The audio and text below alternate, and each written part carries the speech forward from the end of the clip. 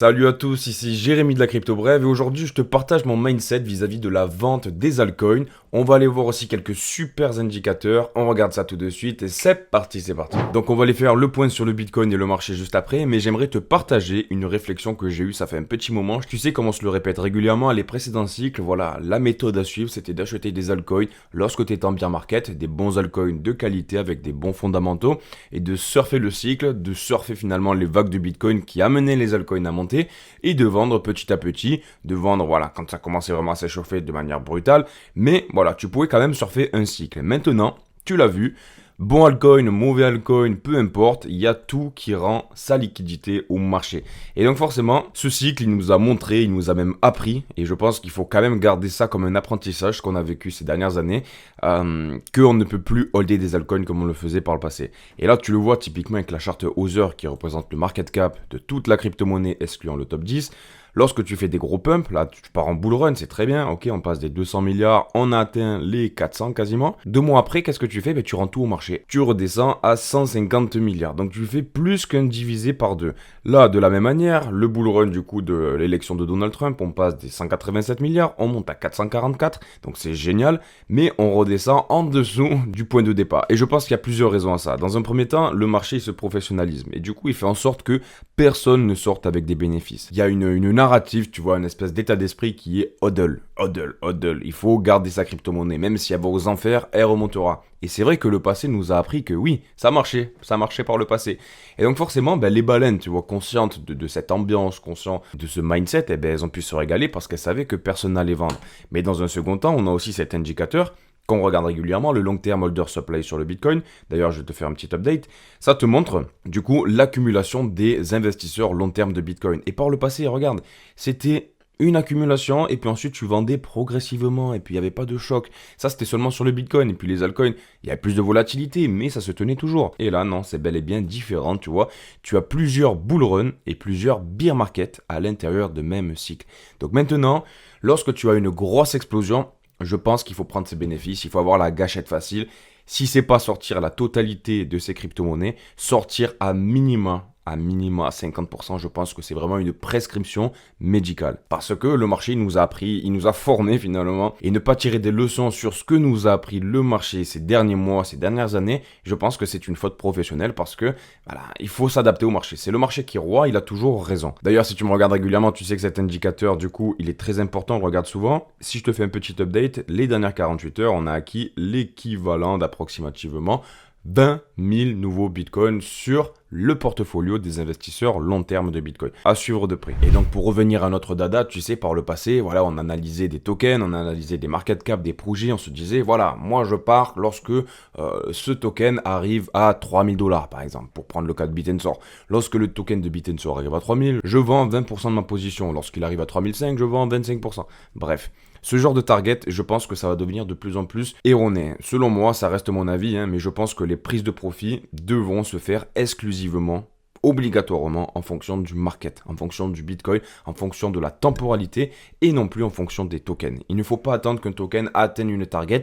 Tant que cette target n'arrive pas, tu vends pas. Parce que tu peux te faire piéger et tu peux te remanger du coup le mur, tu vois, qui t'amène à faire encore un moins 60% sur Other. Il y a des projets qui vont mourir à cause de leur token. Donc à partir de maintenant, voilà, pour les cycles, je pense que le hold, tu vois, le vieux hold, ça marche sur Bitcoin, mais sur la crypto-monnaie, c'est plus compliqué. Et les gens qui te recommandent ça sur 2 cycles, franchement, je pense vraiment que c'est pas sérieux de partager ça sur des réseaux sociaux. Mais bon. C'est mon avis. Alors, si on se fait un petit point sur le Bitcoin, ce que tu peux constater, c'est qu'on est descendu aux alentours des 100 000 $ et cet entonnoir, il a bien opéré, d'accord? On se l'était dit ensemble, donc bravo à ceux qui ont pris des trades, tu vois. Lorsque tu as ce genre de charte, en général, voilà, tu as énormément de chances de péter vers le bas. Tu as une jambe baissière qui t'amène à l'intérieur, en plus de quoi il va faire des petites vagues dans un canal qui s'étend, qui s'élargit avec une pente positive. En général, tu ressors en sortie avec une jambe baissière. Donc ça a bien opéré, bravo à ceux qui ont pris des trades. Mais ce qu'on peut constater, c'est qu'on a quand même réintégré cette espèce d'entonnoir et on est en train de batailler, tu vois, avec un mur de liquidité au-dessus de notre tête. Ce mur de liquidité, tu peux le voir vraiment factuellement au-dessus de ta tête là. Oh, tu as chaque ligne jaune qui correspond à minimum entre 300, 360 bitcoins, 400 bitcoins, 500 bitcoins. Enfin bref, on a vraiment un mur de liquidité au-dessus de notre tête. Donc si le bitcoin arrive à passer, tu vois, en direction des 107 500, je pense que ça peut aller très vite ensuite en direction de notre ATH qui était aux alentours des 112 000 $, tu vois. Parce qu'ensuite, la prochaine target, il n'y a pas grand-chose au-dessus de notre tête, ça sera en direction des 112 000, ouais, allez, la vraie target, on va dire 114 500, quoi. Donc, est-ce qu'on va avoir une phase de distribution? Est-ce qu'on va avoir une expansion? On verra ça par la suite, mais pour l'instant, les funding rates sur le Bitcoin sont même pas bas, ils sont carrément négatifs. Et donc ça, c'est extrêmement bullish, là aussi, ça veut dire qu'il y a beaucoup de pessimisme sur le marché, et pour les altcoins, je ne t'en parle même pas. Donc bon, on va voir ce qui va se passer cette semaine, mais dans tous les cas, ce qui est intéressant de noter, c'est qu'on avait une espèce de droite de tendance, une espèce de droite de résistance, tu vois, qu'on a tiré depuis notre ATH, et on semble l'avoir pété. On semble l'avoir pété. La dernière fois qu'on avait eu du coup une cassure d'une droite de résistance baissière dans une espèce de canal baissier, c'était quand même ici les amis. C'était quand même ici. Bon, c'était à une échelle vraiment plus grande, ok. Lorsqu'on avait commencé à péter cette droite de résistance, regarde, il a suffi de quelques petits jours pour ensuite lancer le rallye suivant sur le Bitcoin. Est-ce que ça va se passer de la même manière? Eh bien, on le souhaite de tout cœur. À noter quand même qu'on a un gap CME qui va opérer du coup cette semaine parce qu'on a fermé aux alentours des 104 700 sur le Bitcoin vendredi soir. Donc, on va suivre ça de près. En général, les gaps CME, tu le sais, qu'on aime bien venir les combler. On a déjà fait des gaps de rupture. Il y a de faibles probabilités qu'on fasse un gap de rupture, mais c'est pas impossible. Donc, pourquoi pas rêver en ce début de semaine? Dans tous les cas, on suivra ça ensemble. Du côté de la Bitcoin dominance, on a repris un petit peu de force. Là aussi, on a fait des W. On n'aime pas trop ça parce qu'on aimerait qu'elle se casse la gueule, parce que tu le sais, ça entraînerait les altcoins. Ethereum, on a besoin de lui aussi, on espère qu'il va nous aider. Bref, actuellement, on est aux alentours des 64,52 sur la Bitcoin dominance.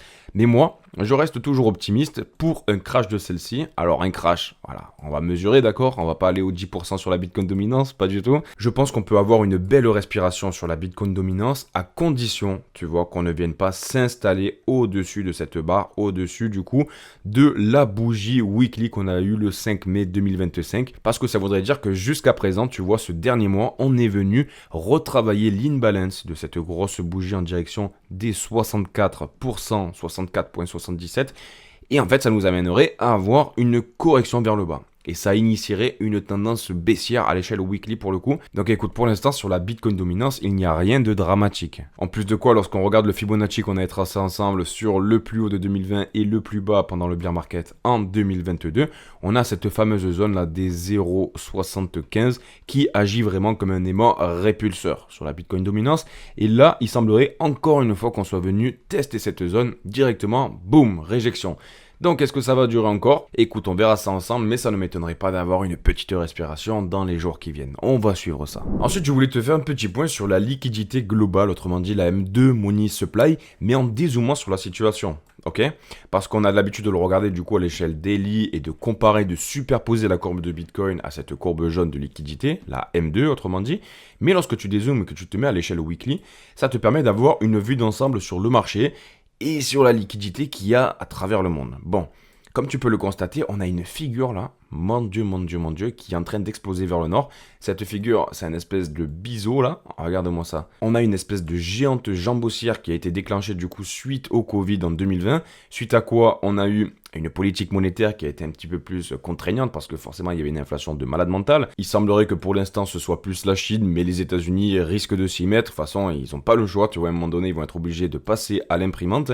Mais en termes de prévision, ce que tu peux constater, c'est que du coup, la jambe haussière qui t'a amené dans cette espèce de biseau, seulement d'un point de vue technique, eh bien théoriquement, cette pattern te dit que tu pourrais arriver en direction des 115 sur cet indicateur-là, et autrement dit, prendre un 15% sur la liquidité mondiale à travers le monde. Étant donné que la liquidité, c'est le nerf de la guerre, c'est plutôt une bonne chose. Ensuite, pour faire un petit point sur un indicateur très intéressant qu'on a regardé la semaine dernière, qui est le Tether Ratio Channel, qui finalement te montre les déplacements du USDT qui vont en direction des exchanges, et donc c'est plutôt intéressant parce que lorsque tu as de l'USDT qui rentre sur les exchanges, c'est pourquoi? C'est pour acheter de la crypto-monnaie. Et donc ça laisse présager qu'on pourrait avoir une hausse sur le marché de la crypto. Et donc c'est en général ce qui se passe. Lorsque tu commences à voir du coup cette courbe, cet indicateur là qui commence à chuter, ça veut dire que l'USDT n'arrive plus et donc ça va baisser la pression acheteuse et donc c'est pas bon signe pour le marché de la crypto, tu l'as compris. Bon, ce que tu peux voir, c'est qu'à l'échelle weekly, on n'a pas eu encore un cross de ces moyennes mobiles, mais on s'en approche drôlement près, d'accord? Et lorsque par le passé, du coup, on commençait à s'approcher le moment où on a croisé à une semaine près, ça te donnait le top sur le Bitcoin. Là, par exemple, tu peux voir le top sur le Bitcoin. On considère que c'est le premier pic, ok? Il était le 18 décembre 2024 et on avait eu un croisement, tu vois, qui était approximativement entre le 2 décembre et le 9 décembre. Donc, ça avait pré-shot le top sur le Bitcoin. Après, d'accord, on a eu une distribution qui nous a amené en direction, tu vois, de la fin janvier vers des plus hauts sur le Bitcoin. Mais bon, on est venu chasser de la liquidité. Par la suite, ça a été la dégringolade. Et tu peux le voir, du coup, en weekly, c'est extrêmement précis. Lorsque tu as un cross de 5 mois de mobile, tu es amené à avoir un top sur le Bitcoin.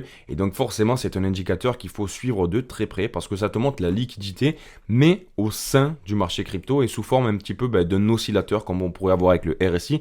Et donc, c'est plutôt facile, finalement, à comparer à d'autres indicateurs, d'essayer de se repérer sur la liquidité rentrante et du coup la pression acheteuse qu'on peut avoir sur le Bitcoin mais aussi sur le marché de la crypto. Donc cet indicateur, on se le garde au chaud, d'autant plus qu'on a eu un cross en daily du coup, pas en weekly. Donc on va vraiment le surveiller de très près parce qu'honnêtement j'apporte de plus en plus de confiance aux indicateurs qu'on se fait à la mano que les indicateurs on-chain qui par le passé nous ont un petit peu déçus pendant ce cycle. Est-ce que c'est nécessaire de parler de la dispute qu'il y a eu entre Donald Trump et Elon Musk? Parce que franchement... fatigant vraiment fatigant les deux. Ils ont fait vraiment les adolescents comme s'ils avaient 13 ans, prépubères là, et qui se mettaient des tweets sur les réseaux sociaux, ouais non toi t'es pas bien, toi t'es ci, toi t'es ça. Ils se sont pris la tête, Donald Trump a annoncé qu'il allait couper des subventions vis-à-vis de Tesla. Suite à ça, on a Elon Musk qui a annoncé que Donald Trump faisait partie de la liste d'Epstein. C'est vraiment parti en bib et honnêtement, je sais pas si c'est de la manipulation, je sais pas s'ils ont un plan derrière la tête, mais j'ai envie de te dire, c'est soit ils ont pas de plan et alors mais c'est des trous de balles, soit ils ont un petit plan derrière la tête, c'est une scène de théâtre à scène ouverte et ils se jouent de nous. Moi, je mise plus sur la deuxième solution. Et dans la foulée, qu'est-ce qu'on a? On a Donald Trump qui devrait s'entretenir avec Elon Musk, du coup, pour tenter de comprendre ce qu'il s'est passé. Donc c'est vraiment du baratin, De plus en plus, comme les tarifs douaniers, c'est vraiment des annonces et les marchés, ils réagissent, ça monte, ça descend, ça monte, ça descend. Mais de plus en plus, on est en train de se sevrer vis-à-vis de cette drogue qu'on a des nouvelles sur les marchés. Ensuite, j'ai le plaisir de t'annoncer qu'on a CoinGecko qui liste, ça y est, les subnets de l'écosystème de Bit&Sor et du coup leur DTAO, donc leur token qui est associé. Donc je comprenais pas pourquoi il n'est pas fait jusqu'à présent, mais écoute, c'est un bon point pour l'adoption. Ça évolue du côté de Bit&Sor. Je comprenais pas pourquoi il n'est pas fait jusqu'à présent, donc écoute, pour l'écosystème de Bit&Sor, c'est une belle évolution. Je pense que ça va devenir extrêmement costaud lorsqu'on pourra acheter carrément des subnets du coup sur des Binance, des Coinbase, lorsqu'on pourra vraiment enlever tous les irritants qui peuvent freiner du coup les investisseurs. Ensuite, qui c'est qui achète encore du Bitcoin et de l'Ethereum? Eh bien, c'est BlackRock. BlackRock, ils ont acheté pour l'équivalent d'approximativement, si je dis pas de bêtises, 2700 Bitcoin vendredi soir. Pour l'Ethereum, ils ont accumulé l'équivalent d'approximativement 40 000 Ethereum. Donc on va vraiment surveiller ça de près parce que c'est quand même des achats plutôt massifs pour le coup. Ensuite, on a Michael Saylor qui nous annonce un nouveau point orange, ce qui signifie qu'il va encore acheter du Bitcoin avec MicroStrategy. On devrait connaître le montant incessamment sous peu, mais ce qu'on peut constater, c'est que, ok, tu vois, on n'a pas encore le chiffre, on va l'avoir dans les heures qui viennent ou peut-être en début de semaine là. On a un point qui est pas très gros, tu vois, et qui semble être vraiment plus petit que les précédents. À mesure qu'on monte, tu vois, les points sont de plus en plus petits. Donc ça s'inscrit bien dans la désaccélération de l'inflow qui peut arriver via MicroStrategy sur le Bitcoin. Et c'est pour ça qu'on se fait pas mal d'analyses là-dessus. D'ailleurs, à ce sujet, les amis, je vais créer un groupe Telegram cette semaine où je vais partager plein de petites analyses, plein de petits indicateurs faits maison, tu vois, qu'on analyse régulièrement, faire un beau récapitulatif que je te partagerai régulièrement sur Telegram. Donc reste bien branché. Ensuite, si on fait un petit point sur les annonces économiques qui sont importantes à surveiller, tu le sais, même si on est branché sur le Bitcoin, il faut quand même garder un œil sur la macroéconomie. On a l'IPC américain et ça c'est complètement costaud. Mercredi, du coup, ce sera à 14h30. Le marché s'attend à avoir des résultats qui sont un petit peu supérieurs au précédent. Et le précédent était à 2,3, donc ça signifie qu'on pourrait avoir une petite hausse. C'est ce dont le marché s'attend. Si tu fais confiance à cet indicateur de Trueflation, on devrait avoir une inflation, tu vois, qui serait plus ou moins similaire à celle qu'on avait en fin avril. Et du coup, on était aux alentours, tu vois, des 1,4, 1,5 au maximum. Et on avait eu encore une correction suite au précédent pic, tu vois, de la fin mars. Donc, écoute, est-ce qu'on n'aurait pas une bonne surprise ce mercredi qui nous redonnerait un petit peu d'énergie, qui mettrait un petit peu de gaz là dans la mobilette. Pour l'instant, les marchés ne l'ont pas encore pricé, donc ça pourrait être vraiment une bonne nouvelle pour une potentielle baisse de taux d'intérêt. Et ensuite, une bonne nouvelle concernant la liquidité chinoise. On a la Banque centrale de Chine qui injecte 1000 milliards de yuan supplémentaires, l'équivalent de 139 milliards de dollars sur les marchés. Et donc ça, forcément, ça vient participer à l'augmentation de la M2 Money Supply, tu vois. Donc c'est une très bonne nouvelle. Continuez les amis, continuez. Bon, merci à ceux qui ont regardé cette vidéo. Je vous invite à liker si ça vous a plu, un petit commentaire, et à vous abonner si vous ne l'êtes pas déjà. Et on se retrouve demain à 5h du matin. Donc prends soin de toi. Bisous. Ciao, ciao. Boum.